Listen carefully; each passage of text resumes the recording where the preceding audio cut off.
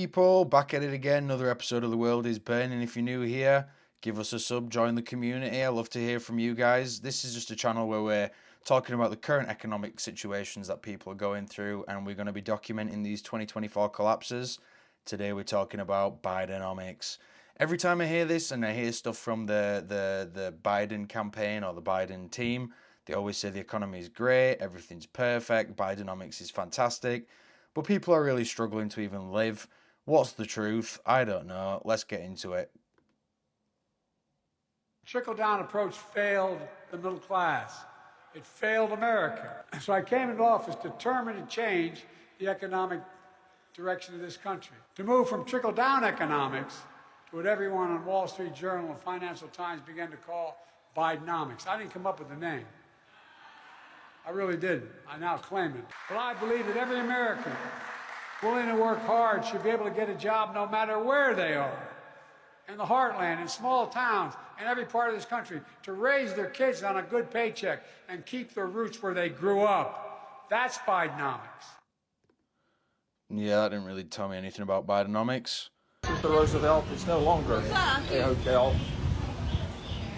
National Guard has taken over. So it says the, and then the Roosevelt is blacked out. So I walked to the Roosevelt Hotel. I tried to go in, and I was stopped at the door.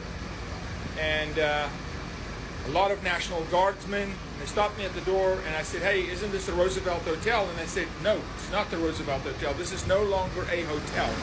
I quote. So I'm going to walk down the street and show you that the National Guard, the Fed, has taken over the Roosevelt Hotel and several restaurants next to it. And migrants are on the floor, on the sidewalk, children in the rain. It's cold, it's raining in New York tonight. And these people, who Americans are told are coming here because they've got family. And they have a place to go.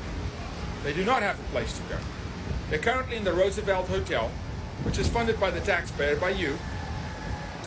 And they're only going to be there for so long because there's a line queuing to get in and get resources. And then they're in America, and they will be homeless, and they will be destitute, and they will be hungry, and the children you're about to see will be sold. That's how this happens. When people can't eat, they sell themselves. It's very unfortunate, but it's a part of human trafficking. You're about to see a mechanism that will result in human trafficking, debt bondage, slave labor.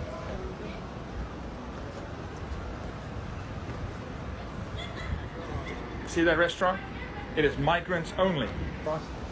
National Guard at the door. You cannot go in there. Watch, I'm going to try and go in. I'm going to try and go in and say, "Hey, I just want a meal." I'm queuing up to get into this restaurant.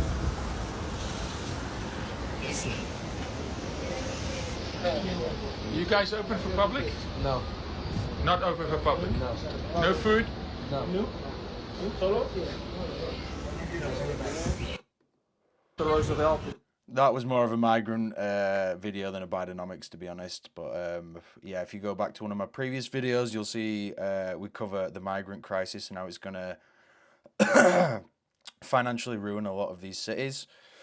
Biden's economy is working, and the Republicans don't have an argument against this stuff. I'm not a Republican, but I don't think Biden's economy is doing too well. So let's see these arguments that are supposedly irrefutable. U.S. inflation has now fallen to 3%, the lowest level in more than 2 years. On top of this, we're having a much better post-COVID recovery than any major economy in the world. Sure, inflation might not be going up as much as it was before. However, we are still experiencing those inflated prices. And of course, they are still inflating. And while inflation did start before Biden came into office, we're not going to blame him for all of the inflation, he did largely contribute to inflation. Economist Dean Baker says that the American Rescue Plan alone increased inflation by 2 percentage points. Economist Michael Strain puts it at 3 percentage points in 2021.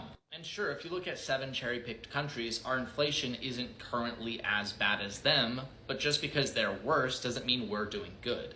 Also, remember that manufacturing manufacturing boom that Donald Trump promised and it never came? Well, it finally came under President Biden. This graph is looking at total construction spending in manufacturing in the United States. It's looking at it by millions of dollars. Now, let's take this graph and compare it to another graph. This is the producer price index for construction materials.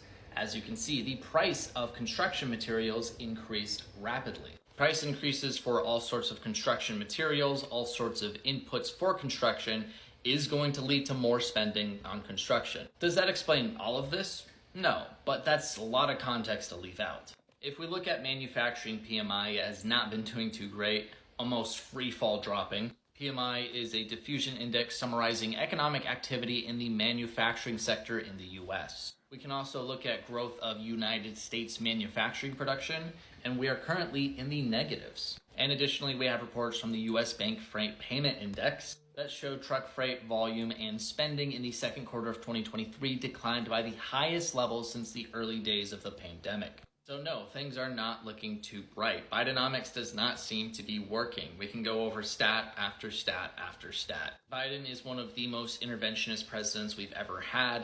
Central planning is not how you fix an economy. His economy is... Yeah, I kind of tend to agree with this guy here, not the guy who originally did this video, this young lad. Yeah, when you really crunch the numbers, the economy isn't in a great shape. So it just blows my mind how they're just so like, oh, the economy's great, everything's fine. According to Joe Biden, the economy is doing absolutely perfect right now. And if you're somebody who feels otherwise, aka you're anybody in America that has gone to a grocery store or a gas station in the last 3 years, it's probably because you're a threat to democracy. But the Biden administration has rolled out this new term to describe how great the economy is doing right now. It's Bidenomics. According to Joe Biden, Bidenomics is the greatest thing that has ever happened to our country. Now, obviously, that is not true. Biden's economic policies have been a disaster for our country. And in this video, we're going to fact check the core tenets of Bidenomics. For starters, Joe Biden claims that he created 13 million jobs since he became president. More jobs than any president has ever created in American history.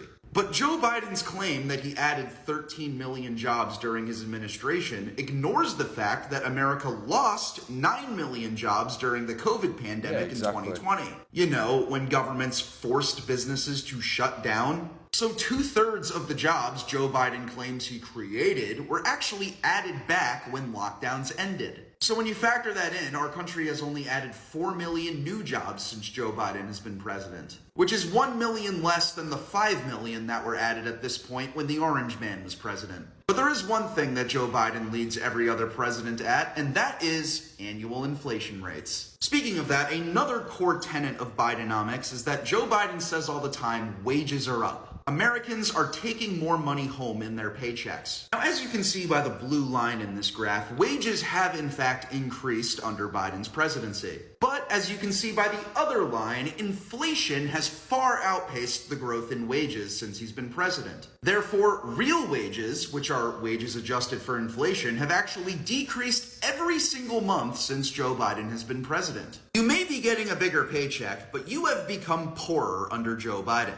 Speaking of inflation, Joe Biden's other core tenet of Bidenomics is taking a victory lap over the inflation hikes that have occurred during his presidency. Joe Biden says inflation is down from what it was a year ago. Never mind the fact that it is still 4% higher than what it was when he took office. Biden also likes to claim that inflation was caused by Russia's invasion of Ukraine. Well, let's see. January 2021 is when Joe Biden took office. February of 2022 is when the Russia-Ukraine war began. What do you notice about the changes in inflation rates between them? Yeah, they've all gone up. Biden also says all the time that his administration cut the deficit by $1.7 trillion last year. A whopper of a lie that is so bad that even the liberal fact checkers at the Washington Post gave it a bottomless Pinocchio ranking. Also, nearly 60% of Americans are living paycheck to paycheck. Record numbers are considering second jobs. Bidenomics in action. Yeah, guys, this is more of a real life thing that I'm seeing. Like, look at this comment here. Me and my wife make 90K a year and it's hard out here. In any time previously 90K, you'd be living relatively comfortably with that. Yeah. But Joe Biden has a tremendous economic record to run on. There's a nifty chart floating around social media. Everyone should check it out. The US has the highest post-pandemic growth in the G7 and the lowest inflation. So all the countries we compare ourselves to, 13.1 million jobs created. So yes, all the ones that were lost during COVID came back, and then we're gaining jobs at a faster clip than we did under the Trump presidency. 800K in manufacturing. There are articles all over talking about the manufacturing boom. We know unemployment is below 4%. Yeah, and you can tell these are well-off people. She's not struggling in day-to-day life. She probably doesn't even check what a grocery bill is. And when you talk about all these jobs being increased, look at this comment here. That's because now regular Americans need to have 2 and 3 jobs just to deal with inflation. Wake up. Leave me a comment, guys. Have you had to get a second job just to stay above water? I think that's one of the main things that's pumping these numbers up. Find everything. Oh God, this woman. President Biden has been in office for 35 months, and over the past 3 months, the U.S. has added $10 billion per day to the federal debt. So, and that's not turning around. So is there a discussion here about cutting spending then? Republican tax cuts are responsible for 90%. 90% of the increase in the debt. 90%. That is something that Republicans are responsible for. Yeah, I feel like the press secretary, this woman, Karine Jean-Pierre, she just lies. If you go back through, there's like some funny videos where it shows you her saying something on here, and then it shows you her completely contradicting herself. President Biden and his family were doing some shopping in Nantucket, where outrage followed him to the...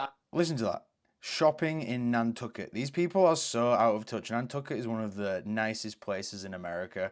He's not off to the dollar store. He's not with you guys or with us, like, living the life. You know, he's worth millions. He doesn't give a shit.